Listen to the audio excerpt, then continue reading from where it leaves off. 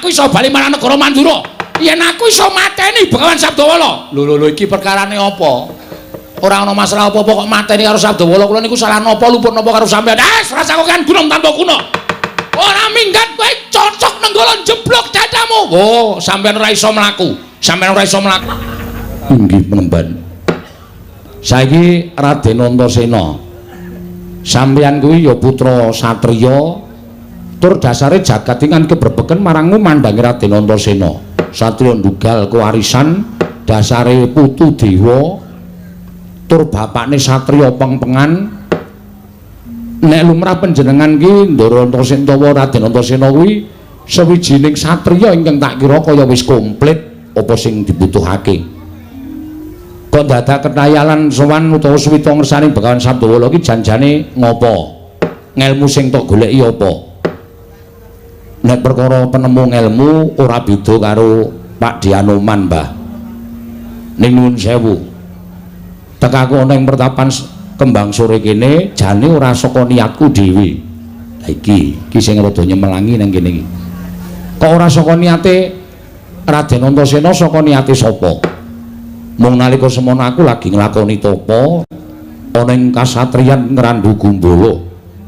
Dumadakan aku entuk sasmitaning dewa ingkang dumeling ana ing Karna. Yen to aku didhawuhi sapa suswita marang Begawan Sabdawala mapan meneng pertapan Kembang Sore, tanpa taliwara aku budal saka kasatriyan Ngrandu Gumbala goleki menyang ngendi papan dununge pertapan Kembang Sore. Bejo, bejane ngawak dene aku iso ketemu karo pertapan Kembang Sore lan suwita karo Begawan Sabdawala. Lah terus sampeyan suwita iki sing tak goleki ngelmu apa? Manut apa sing arep tak paringke tak tampa. Ngelmuku ngelmu ming cethek-cethek wae, Raden Antasena. Mbok menawa ora ana sing migunani tumraping uripe Raden Antasena. Sak kabeh ngelmu, sak cethek-cethek ngelmu tumrap aku bakal ana pigunane.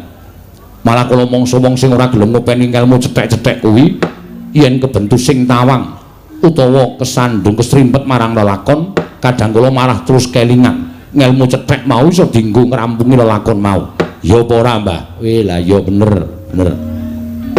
Ya wis, nek pancen wis duwe karekat lan tekad sing kaya mengkono aku mingkari nampa. Lah saiki ngene. Njaba kae akeh para kawula ingkang padha kepengin njaluk tamba karo aku, njaluk pangestu karo aku, njaluk berkah karo aku. Njaluk dayaku. Heeh. Kae wis do antri. Ning tak dhisikke Anoman karo Raden Antasena. Heeh, karo takon apa? Penemban menika priksa.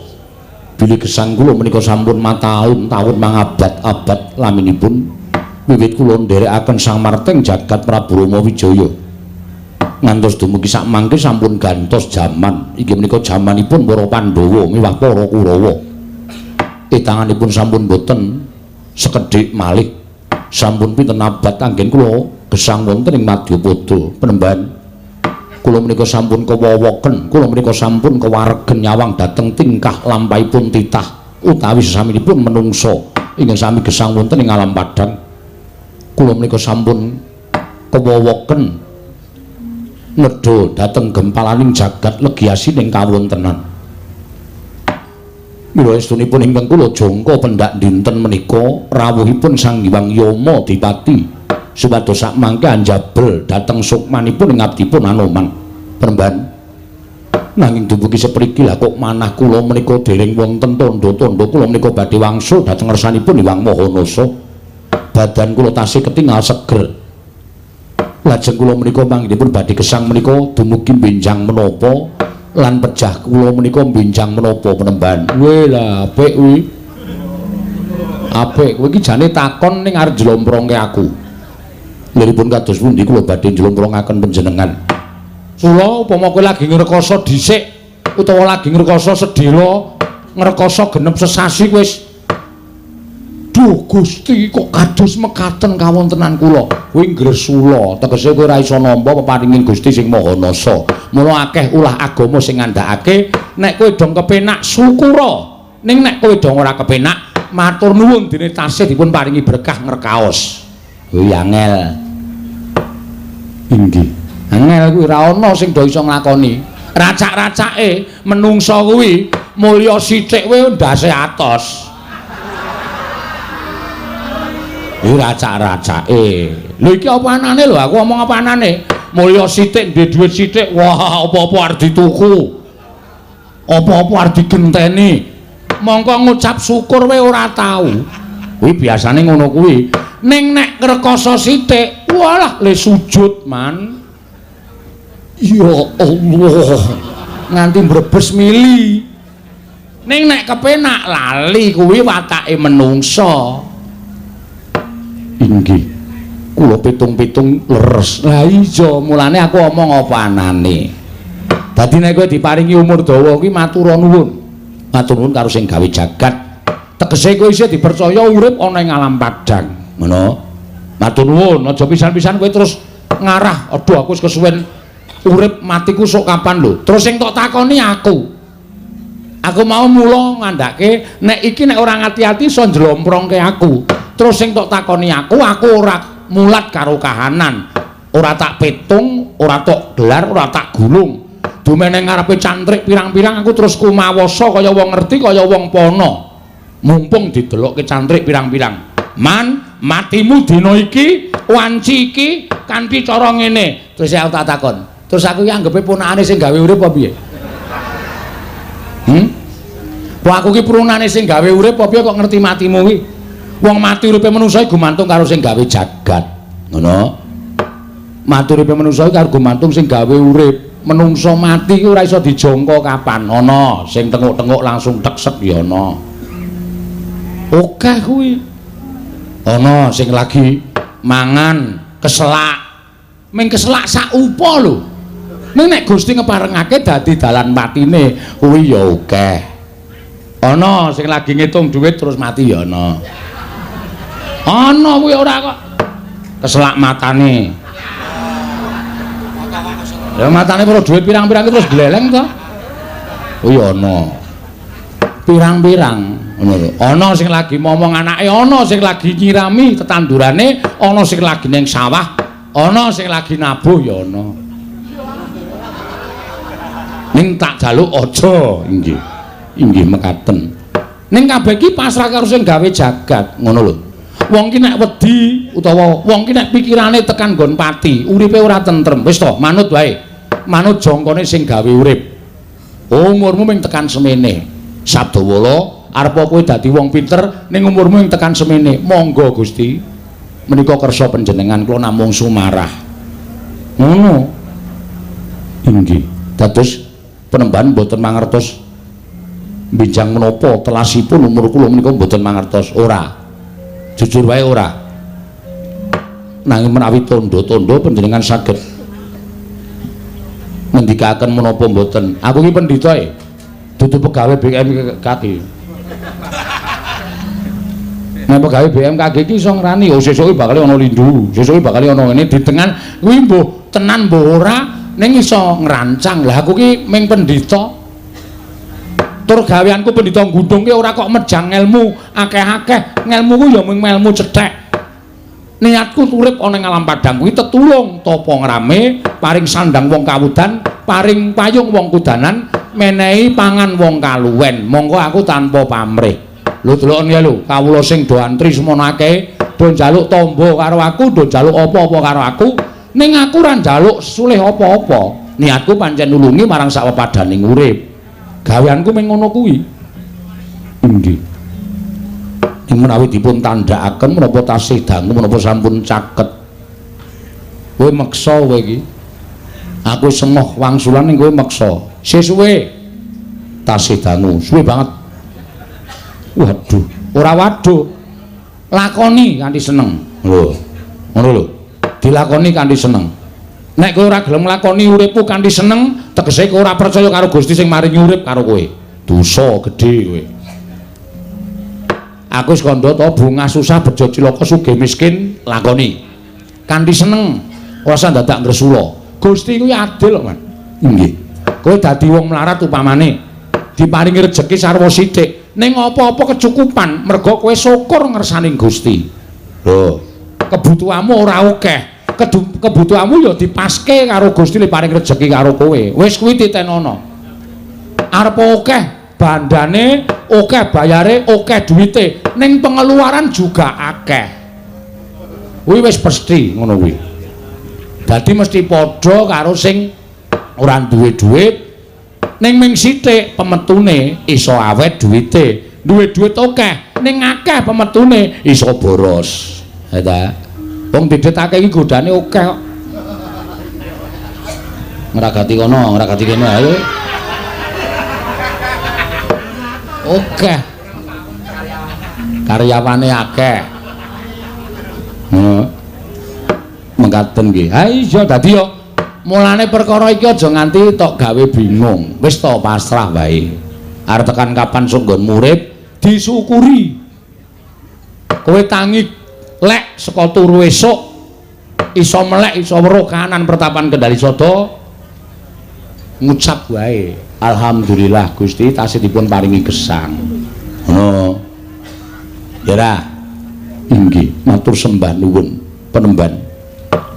Jumeblong raos sing manah kula. Nanging menawi kepareng kula badhe nyuwun mriksa. Apa meneh? Panjenengan teparing dawuh gesang kula tasih dangu. Menika benjang jaman menapa? Wala kuwi angel. Kuwi yo njlomprongke kuwi.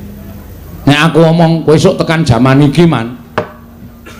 Engko aku yo diarani nek wah Sabdawala kaya ngerti-ngerti yo.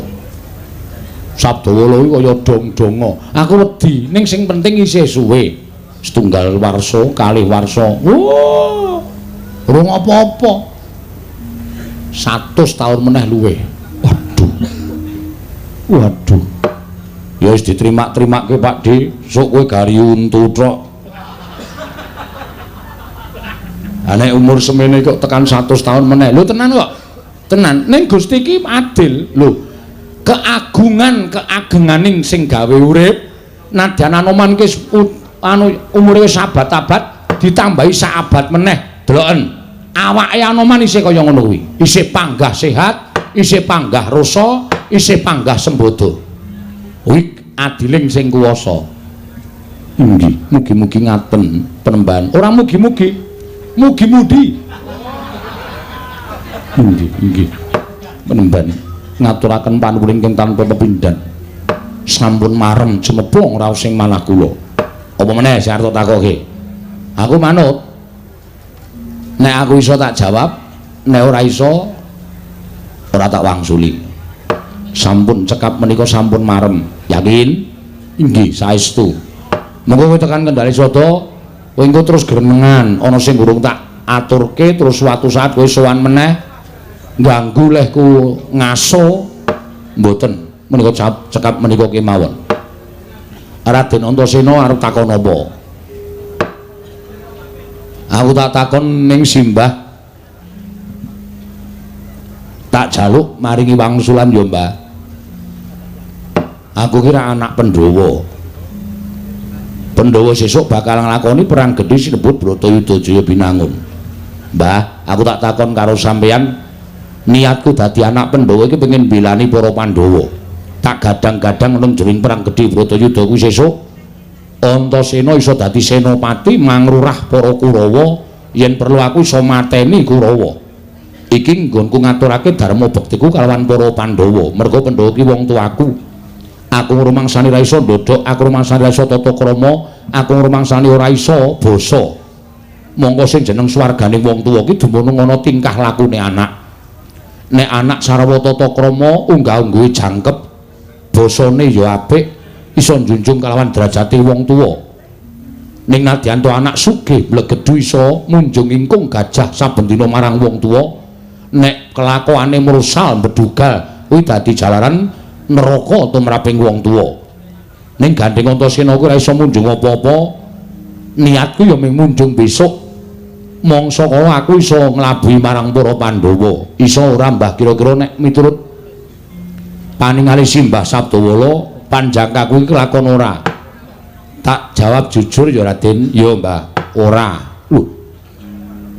Ora iso. Merga jantraning urip Raden Antasena iki ora kaya ngono. Raden Antasena iki ora tau pisah karo Raden Wisanggeni. Monggo Raden Wisanggeni karo Raden Antasena kuwi anak Pandhawa sing pancen nuwun sewu mbugal kewarisan ora ngerti tata krama ning tanpa capa sampeyan karo Rista Dening Sanggeni iki disebut wiji sejati. Wiji sejati, heeh. Wiji sejati. Ya kuwi tukulan pepetinganing putra Pandhawa. Turasing dewa sing siji Raden Wisanggeni, sing siji Raden Antasena. Tak critani. Nah iki ora perkara mati urip. Ning iki perkara jangka. Nek jangka aku wani ngaturake. Ya Mbah, piye Mbah? Aku sesuk kudu piye? Sampeyan ora piye-piye. Ming sampeyan sesuk kuwi bakale entuk kewajiban. Ora kok melu perang Bratayuda ora. Ning jagat iki ana dewaning angkara murka ingkang tasanggiri godha marang atine menungsa supaya tumindak ala. Ya kuwi balane Betari Durga sinebut baju barat. Aja baju tengah lho, baju barat. Oh, Mbah. Ha.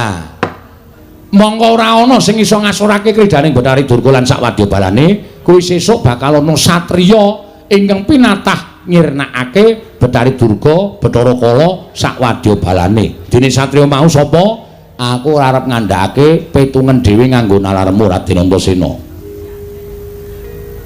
Oh, ngono. Lah sebabe apa kakuk ora melu Bratayuda? Lah nek sampean melu Bratayuda ki ora kelakon pirang-pirang dina. 20 menit Kurawa mati kabeh mungsuh sampean. Mergo sampean ki pancen didaya tenan. Saya sik len apa jenenge iki mangkat wong loro karo adimu Wisanggeni. Wah. Kurawa ora nganti 3 ngedheping netra blasah kaya babatan pacing. Ngestina bali marang panguwasaning Pandhawa ning kodrating jagat ora kelakon. Mongko dewa wis ngudratke sesuk ana Bratayuda semene dina. Mongko dewa ki jangka kudu kelakon. Nek sampeyan melu perang Bratayuda tegese jangkane dewa bubar sing do wirang dewa-dewa. Oh ngono ya Mbah. Sing nomor loro sing arep tak takokke janjane arep isin aku arep takon ning Gandeng Simbah ki wong ngerti. Aku tak takon ya, Mbak. Takon apa? Aku ki tau dibedheki karo kawula Ngrandu Gumbala seprene ora iso njawab. Bedheki apa? Apa bedane soto karo siti, Mbak?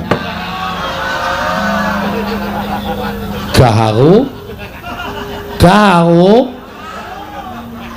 Kuwi satriya ning Sembrono Raden Antasena ki. Takon ki bab ngelmu. Kuwi rak ming bahane pelawak. Apa bedane soto karo siti? Apa tak anggap aku ora ngerti? Ngerti aku. Jawabe rasa Mbak. Rasa. Engko ndak sampean malah kedalalun-dalalun tekan ngendi-endi ora prayoga. Lah iya takon ki sing apik ngono lho.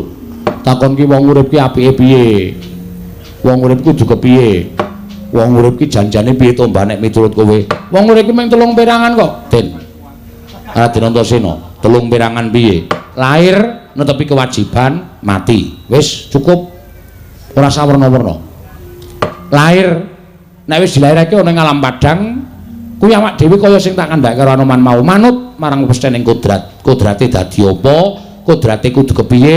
Kodrate pangkate apa? Kodrate sugih apa melarat? Dilakoni kanthi ikhlas. Netepi kewajiban, manut karo kodrate nalika wis dewasa. Nek dadi lurah sing apik, nek dadi dukuh sing apik, nek dadi narapraja sing apik nganti rampung kewajibane, tegese nganti rampung len netepi kewajiban minangka dadi lurah, dukuh lan sak piturute. Engko nek wis kuwi terus ngenteni mati. Jane wong ngenteni mati ki mung ngantri. Apa to sababe nek ning dunyane awake dhewe ning dunia pewayangan? Waduh. Ora apa-apa ngene iki bebas kok. Sing jeneng wayang ki tontonan, tuntunan, tatanan. Mula tuntunan ki disampar sandung, aja terlalu saklek le mejang ndak malah ora masuk karo Gojek. Iya, Mbah. Mula tak kandhake ning jenenge apa to sababe nek wong ratu nek wis rampung kok terus disebut mendita. Ana kae jane unsek ana piye apa ya? Kuwi jane padha uripe karo wong alam padang. Wong ki nek wis rampung dadi nuwun sewu, rampung dadi lurah, wis ora dipangkat apa-apa, mendita. Ngepeno barang sing nyata. Sing ora nyata aja dilakoni. Nebus dosa, manembah, salat, nek Nasrani ya ning gereja. Golek sangu supaya uripe sesuk ning alam baka kuwi kepenak. Kuwi jenenge mendita. Anteng, tajem, tapa brata, prihatin. Kuwi sipate pendhita. Dilakoni ora bareng wis pensiun kok malah cenanangan. Kuwi malah ora apik. Oh dadi tegese nek ratu wis rampung dadi ratu kae tembunge ingsun arsa mendhita. Ngono kae janjane ora kok kudu dadi pendhita. Ora kok kudu nganggo serban kethu terus dadi pendhita. Ora, tenan akeh banget pendhitane. Menep rasane kaya pendhita, mongko wis tuwa. Ya teman, inggih menika leres kuwi.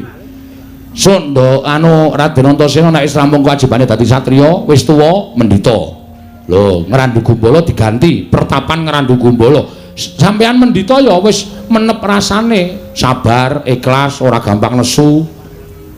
Tanduk aris ulat manis ing cipta demen tetulung adoh penggawe cidra ngalah tan anggunggung diri gawe senenging liyan kuwi watake pendhita kuwi kudu dilakoni.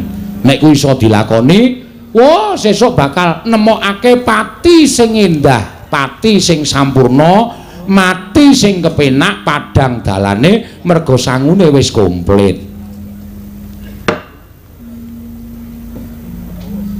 Ora ngono kok malah rasaku kaya kena ya Mbah. Kenapa? Kena ngendikane simbah ki mau kok aku malah iso ngrasake ngendikane simbah sing satenane. Lah iya mula apa-apa ki nek disampaikan dengan santai itu akan menjadi sebuah eksperimen yang akan mengena di tempatnya itu. Ngono ya Mbah. Oh, dadi ora usah nganggo saklek-saklek.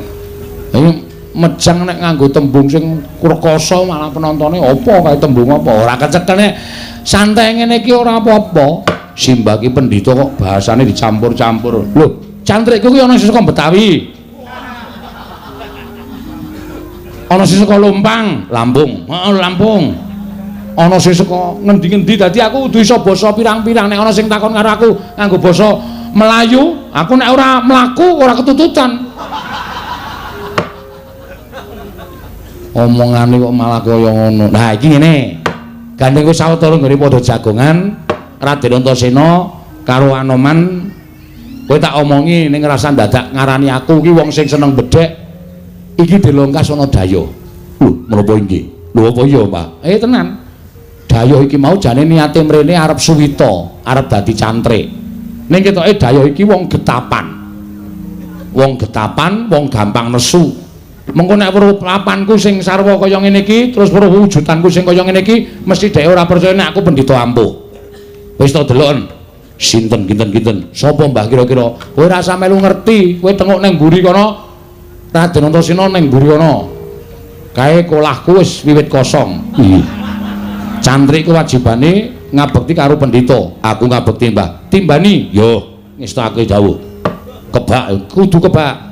Nek luber keke nggo rember, yo ngestakake dawuh. Lah menawi kula kaparingan pakaryan menapa, Man? Kayu-kayu kae ya wis arep entek.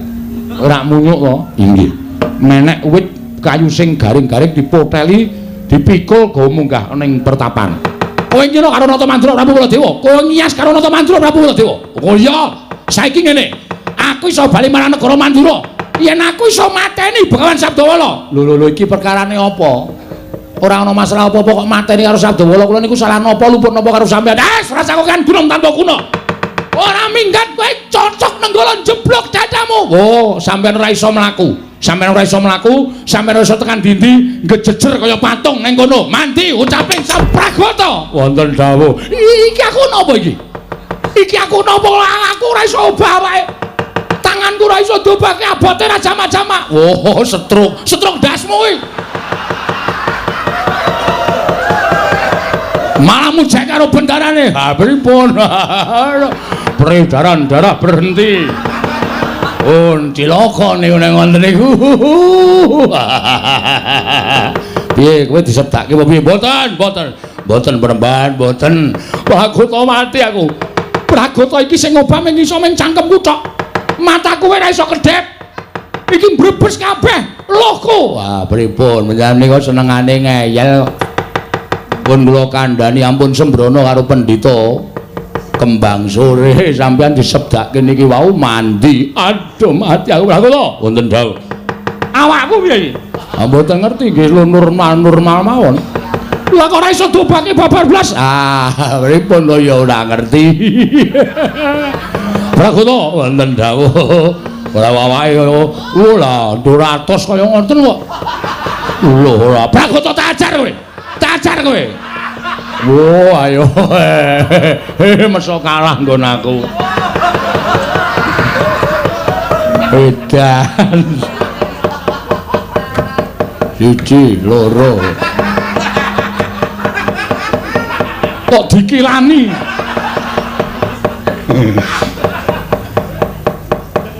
Piye? Pragoto mati aku. Pun saniki ngeten mawon sampean mboten sah nesu, mboten sah bengok-bengok.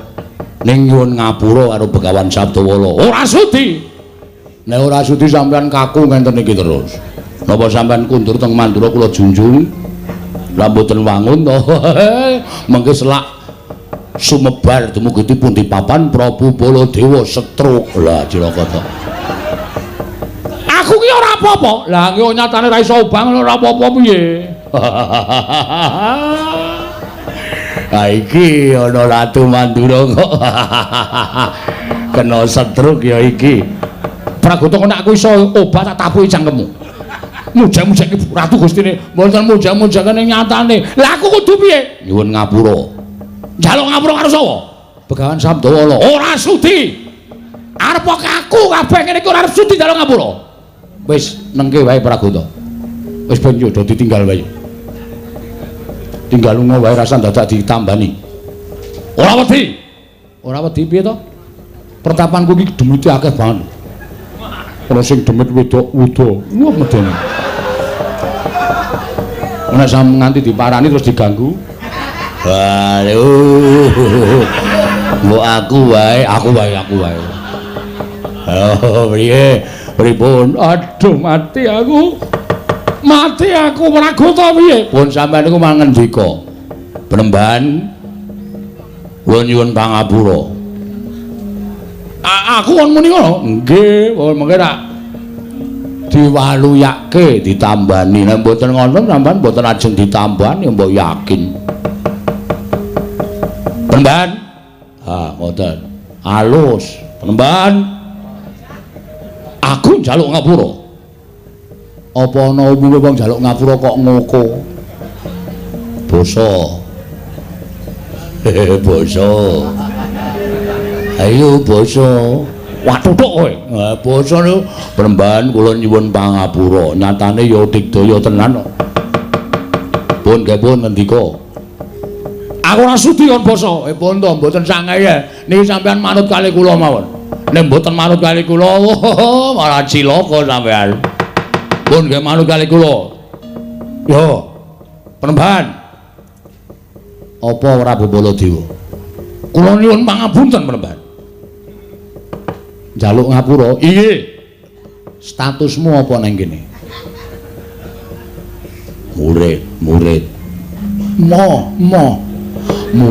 Murid kaku terus lho tenan. Kaku niku nek ana sing nggo lemeske ora apa-apa. Nek kaku terus ayo apa.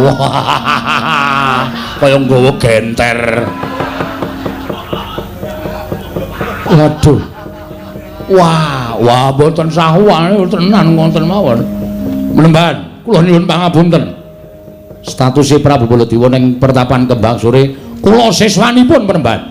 Kula muridipun Penemban. Lahir batin, lahir batos. Nek tak tambani sampean ora mblenjani, mboten badhe mblenjani. Nek ora mblenjani setan manuswane jajalanat. Wah, dapure kaya ngene kok. Pintere ra jamak-jamak iso gawe awakku kaku. Iso nambani karo aku. Wah, edan Pragoto mulut orme wis kobol duser to. Ora wangun babar blas. Waduh, cilaka iki. Nyuwun ngapunten lho penemban matahipun kados mekaten. Prabu Baladewa. Apa? Lho, kok wis apa? Lho. Lah aku kon piye? Sampeyan mau sumpah apa? Dadi siswane Sabdawala. Ya, aku dadi siswamu ora apa-apa. Njaluk ngapura karo aku wis tak tambani. Iya, mergo sampeyan wis tau janji, wis ngucap janji bakal dadi siswaku. Iya. Kok saiki ngono terus piye? Ora ndek tata krama. Lho, aku ki ratu. Arep ratu aku ki pendhita, sampeyan dadi muridku. Ora kena murid karo guru kok. Sak penake dhewe. Wah, ya dibedake. Ya dibedake. Aja dipadha. Ora iso kudu padha karo kancane ndak marahi kemeren. Ora apik. Wis, ora gelem basa. Ora gelem basa. Basa. Kula aturi basa niku lho sing tratapan kok malah kula niki pripun. Ora gelem basa, tak sebdake lempoke. Basa. Inggih. Wah, edan. Wah, mak tratap aku. Sawise basa apa pantes? Murid kok ngadeg kaya karo kancane malang kerik. Ayo ora malang kerik, sing tata krama. Niki niku ora utah malang kerik. Sampeyan niku nek ngonten niku niku sing tratapan niku andhari ngayal ora jamak-jamak ora. Terus apa pantes nek guru karo murid kok ngejejer padha-padha adu arep kaya wong perang lungguh ngisor. Wah, pragoto iki iki kok dadi kaya ngene kanane piye? Pun lenggah ngandhap mawon. Nawi to. Lenggah ngandhap mawon.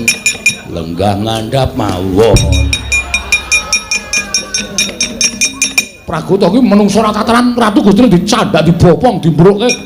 Sampeyan nek ngeyel kula malah ngrekoso. Ngapurancang. Wah, kok syarate akeh men. Lah ngonten malah. Sampeyan niku nek sowan teng mriki niku nemeke nek entuk ngelmu-ngelmu sing migunani malah becik, kedadiane malah apik ngoten. Inggih, penemban. Wis tenan. Inggih, saestu tak tampa oleh Muswita. Ning saiki ora wancine aku medhar ngelmu, ora wancine aku mejang kelawan siswa-siswaku. Mergo tontonan kawula semono akeh kae padha ngenteni titiwanci tak timbali padha kepengin njaluk tombo karo Begawan Sabdawala. Inggih. Prabu Baladewa mlebu pertapan sik ngenteni sak rampunging kewajibanku. Oh inggih, iki staken dawuh. Inggih. Inggih. Anu bali kono. Inggih, staken dawuh. Wis bali, aku arep nambani karo kowe. Aku mau nambani perkara kaya ngono. Jenengmu sapa? Kula Santosa ngono.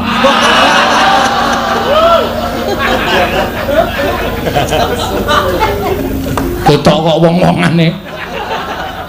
Anggere raine nglengos.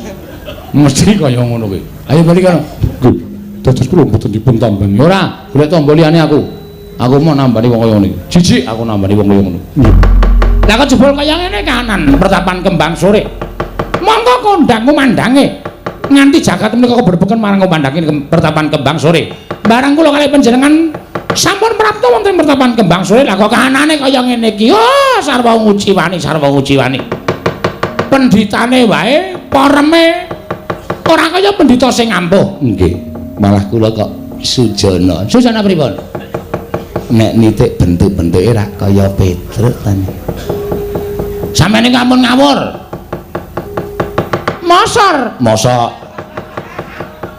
Mosok Petruk kok dadi pendhita niku ora bakal nukal. Petruk niku ngelmune sepira? Kadigdaning sepira? Kekuatane sepira? Mamon mawon kula tak takon. Nggih. Brahmana. Apa pancen kepara nyata kowe ingkang ngaran Begawan Sabdawala? Mboten wonten kalih penemban, kula Begawan Sabdawala. Panjenengan penemban Durna. Lho, malah wis ngerti karo aku. Sampun. Nandhake nek aku ki pancen pendhita kondang monyor-monyor, pendhita kondang kalau kengrat ngebaki jagat. Kersanipun dawuh mriki. Ngene ya Sabdawala. Prataku ana ing kembang sore iki sayekti diutus dening anak Prabu Duryudana supaya nyatakake yen to kembang sore kene iki ana pendhita sing ngampus jenenge Begawan Sabdawala. Amangkono pancen kepara nyata jebul kowe ing madeg Brahmana. Sabdawala. Dina samengko kersane anak Prabu Duryudana, aku ki nen mboyong kowe prapta negara Ngastina.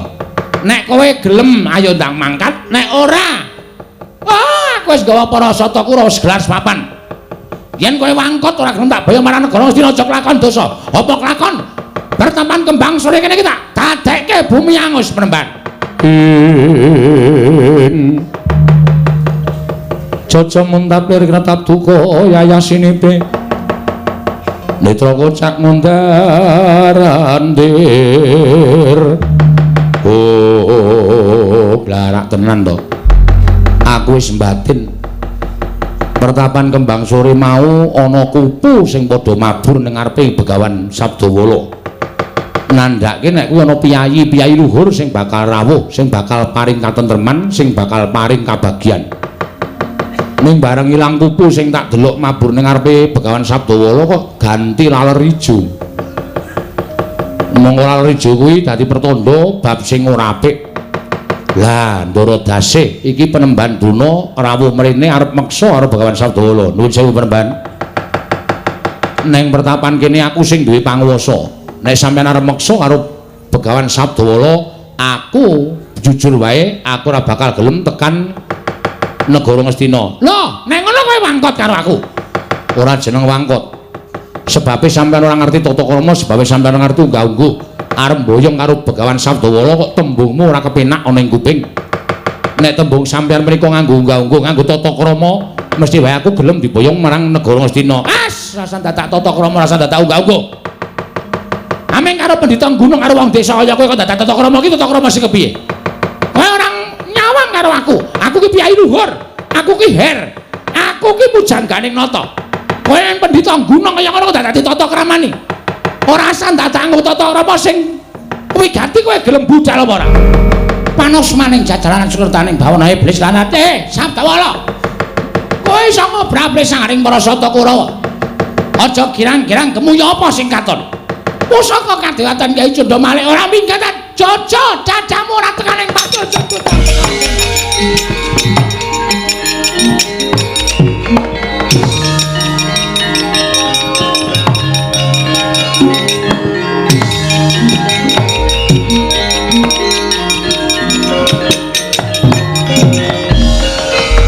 Wis ngawuni-ngani saking katebian.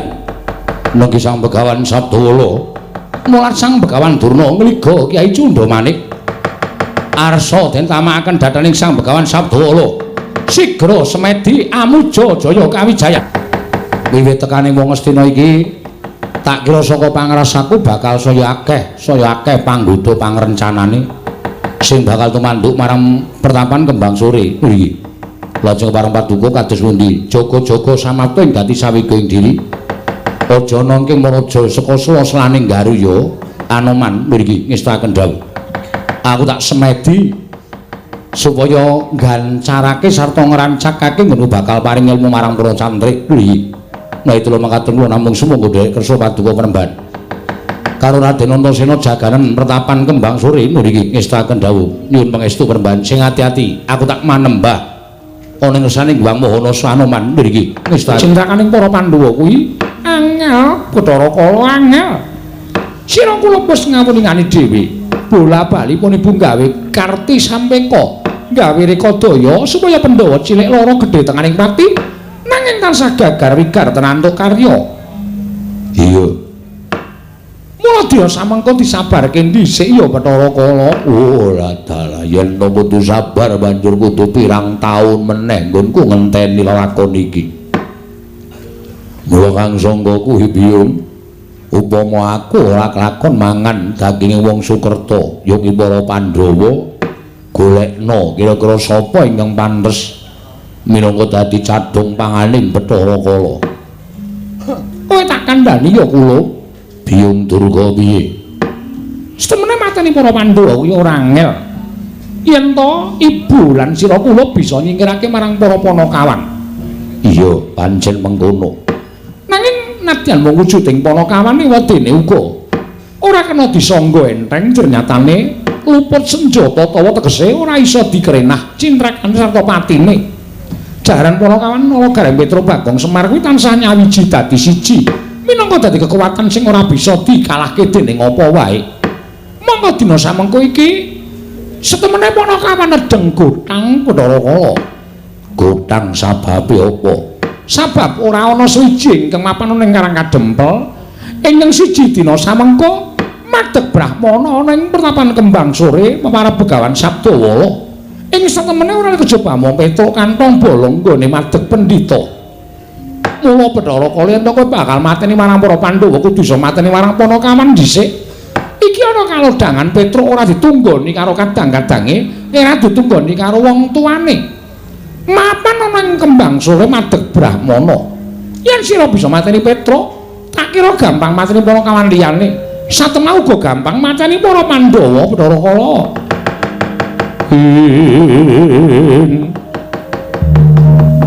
Buta Pandhawa tata gati Wisraya. Hendriyaksa Sara Maruta Pawana Bana Margana. Latala. Apa pancen bener mengkono? Iya. Setemenipun ibu ora Pak, ora wani arep buka pepadi iki nanging gandeng adreng panjaluk anakku lanang ndak tersane Bathara Kala mula monipun dhisik marang panguwasaning Gusti mbuka marang wadining Begawan Sabda ning mapan ning pertapan Kembang Sore. Oh latala. Yen ngono Petruk nggone mapan dadi pendhita ning pertapan Kembang Sore ora ditunggu dening bapakne lan ora ditunggu dening kadang-kadange. Mung ijen tanpa ruang Bathara Kala. Oh, la iki dadi pancatan. Nggonku bisa mateni salah sawijining Panakawan. Yen Petruk tekaning pati mateni Semar Gareng lan Bagong ora bakal kangelan. Luwih-luwih mateni para Pandhawa yen Pandhawa suwal saka Semar sak anak-anake ngibarate kaya dene angel mijet wae ngranti suwe banyu sinaring. Mengono ngger Lha ana dina samangka aku tak budal mapan ning pertapan Kembang Sore. Tak cidrane sugenge Begawan Sabdawala. Supaya mengko bisa tekaning pati lan aku iso ngrasakake kaya ngapa seger getihe Begawan Sabdawala. Lan bisa ngrasakake kaya ngapa enaking daginging Begawan Sabdawala. Mengkono Bathara Kala, ya mula kang sangka kuwi aku njaluk pamit biyo. Pamestu ingkang dak suwun ora bakal tegakake nggih. Lho, mula nek ora kapethuk sedina rasane wah kaya tak goleki. Heeh. Go nek karo aku kangen ora, Gong? Ora. Rasane kaya kepengin ngantemi ndasmu. Lah ngopo kok nesu karo Petruk iki ngopo? Aku ki mbuh Petruke ketegelen tenan. Ketegelen piye? Sing terakhir iki aja dibaleni ya, Tru. Lho, lah ngopo to? Lho. Radioku. Lho. Radiomu kenapa? Ra tok gawa to? Lho. Lah tak gawa kok jare kon ngedol to? Lah ngandel ora. Wes mung duwe siji ora iso ngrungokke yuan-yuan aku. Apa? Yuyan-yuyan. Heeh. Wis didol Petruk wis. Mula aku nek karo kowe iki blas ora kangen. Kowe ora ana iki rasane uripku tentrem. Oh, nek kowe ana iki rasane kaya bondo kayaku iki bakal ilang. Ya anggepe kowe iki seduluran karo maling ngono apa piye?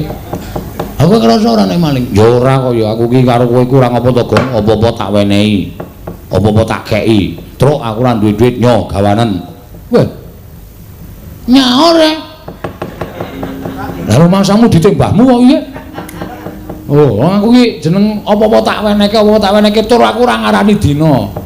Ah iya kuwi apik nek karo sedulur ki ya ora rasa ngutangi, ngekeki ngono wis sampe kok ora sudi. Nyambut-nyambut gawe dhewe kok. Kowe iki wis gedhe tuwa kok njur karepe arep njaluk-njaluk ya kowe iki nyambut gawe dhewe apa? Wong nek nganggur ya ngono kuwi. Apa piye to piye golek apa to apa? Carane nyambut gawe men manak bojone iki mangan. Anak bojo nganti kuru-kuru kaya ngono ora dulusi ora. Wis ora sanggagas Bagong. Ayo saiki padha tetembangan terus. Ah, ngandel ora. Mesti ngono kuwi gareng. Lah ya arep ngapa wong sing jenenge panjenengane Pak Slamet. Heeh. Kuwi wis kepareng nimbali karo awake dhewe kodho ngluwari nadar. Ah. Monggo bengi iki wis kelakon, kupat luar wis diluwari, tegese wis luar nadari Pak Slamet. Mingkari nglampuke tekan esuk. Heeh. Seneng-seneng suka-suka parisuka. Oh. Kuwi sing digawe tuku obat. Lho, tuku obat. Tuku obat Slamet pira brajan kae? Kudu, iki Slamet jeneng wong e. Oh, tak kira nek toko obat. Ngawur ora, Pak Slamet. Ha, ndak. Bojone papat tenan. Oh. Edan. Padha aku. Waduh. Ae kowe nek ora iso mlumpuk. Tak lumpuke pisan ana sing nang ICU. Kepruk-keprukan parut. Ngono kuwi lho Gong sing angel ngono kuwi. Ngono tak andani. Sing angel ngono kuwi kena ora apa-apa wong Kanjeng Nabi iki paring dawuh nek agamane sing pungkasan ki ngeparengake paling akeh papat kok. Heeh, ning kudu adil, kudu sak omah, kudu lahir batine iki diparingi kabeh. Sing siji paringi semene, sing nomor loro paringi semene, ora kena mban cindhe mban siladan. Ngono, kuwi wajibe kaya ngono kuwi. Heeh. Monggo Pak Slamet ra teko bagus lho, Truk. Ha iya ning ora apa-apa ngene rejeki kok ya. Ya wis ben ngono, jenenge kanugrahan wajibe disyukuri. Oh, asem tenan kok. Ayo cah gleleng ya ngono kuwi ora kaya kowe gleleng bengoki bojone mengkerat apa. Manusia macam apa itu? Ning gleleng nang jaba, waduh, culuk lambi turut nglatar. Duncali ember bojone brubut mlebu ndelik ning isor longan. Ora ngerti bojoku areng. Bojoku nek nesu ganas. Wo. Aku nek dadi bojone bojoku ngrekoso uripmu. Ha piye? Jajal apa piye? Mah. Jajal dengkulmu melocot kaya. Meng upama kok nggo jajal-jajalan sak penake dhewe. Nembang rek, yo. Matur ketembangan sing kepenak. Iki awak jenenge ana sing nyuwun lagu saka padha-padha dalang. Wo. Saka endi? Surakarta. Gendut dalang berijazah lut mairong kuwi. Iki tak ora iso dipinangkani mergane nyuwun lagu sing nembang Bodong karo Denko. Meng wong isra kowe ora usah dipinangkani. Nek Bodong karo Denko ki aja kon lagu apa? Bancak doyok. Oh. Biasake topeng. Heeh. Yo nembang sing kepenak. Ayo. Arep ngaturke apa, Truk? Manut Reng, kowe arep ngaturke apa? Sing urung kepareng timbang isih pirang-pirang? Ya.